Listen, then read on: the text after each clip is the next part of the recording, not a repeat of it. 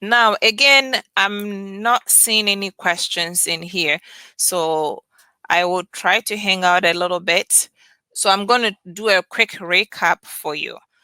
What I'm saying is that if to be in the real estate game, you can start small. Start with a 1 bedroom, but if you save your little money up, and then when you show up at the bank, even if it's a $50,000 unit and you have about $10,000, you can put, say, 5,000 down, hold the other 5,000 in a savings account in case you don't have any renter. Then you can make the payments yourself. But invest in it and you advertise it, all those expenses are write-off. You get somebody to clean it, it's a write-off. But don't try to clean it yourself and try to pay yourself. That it doesn't work. All right.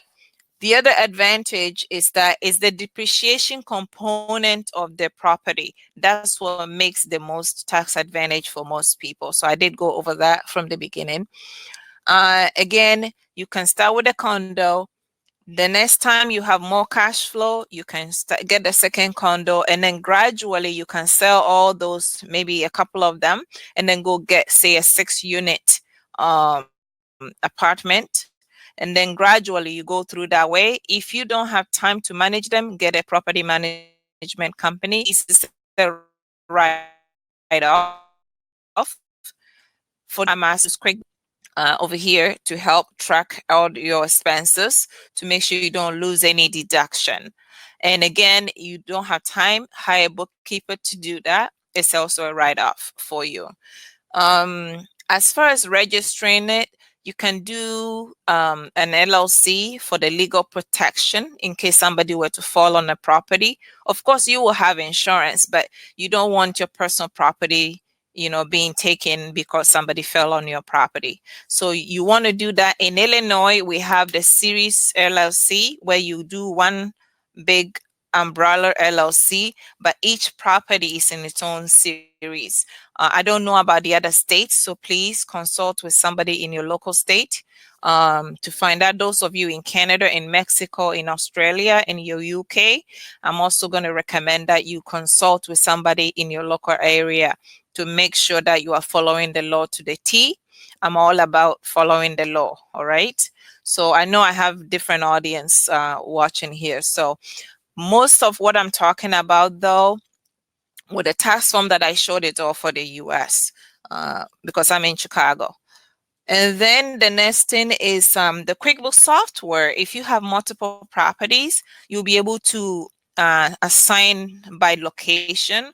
So you'll be able to pull profit and loss per property, so you know which property is profitable. And so that's pretty much my take on this. I had planned to stay longer if I have questions, but I think I don't have any questions. So I'm just going to wait for a few minutes. If you do have questions, please PM them to me for your privacy. If you don't mind it being, I don't want you putting your public information on Facebook. So if you have questions, feel free to PM me. Those of you who will be watching on YouTube, you can click on my website in the description and then email me privately. I do not want your information out there for people to misuse it. So please go ahead and send me a private message, and I'll be more than happy to hop on a complimentary call with you. I have a 20-minute free complimentary getting to know you session. When you send me a PM or you send me an email, I'll be able to send you the link. You can book, and then we can have chat and have some fun. All right. So I hope I've been able to share a little bit of light on why most people don't pay taxes when they're involved in real estate. And I look forward to answering your questions and helping you. Many, many, many blessings and much more success in everything you do. May God bless you all. Love you all.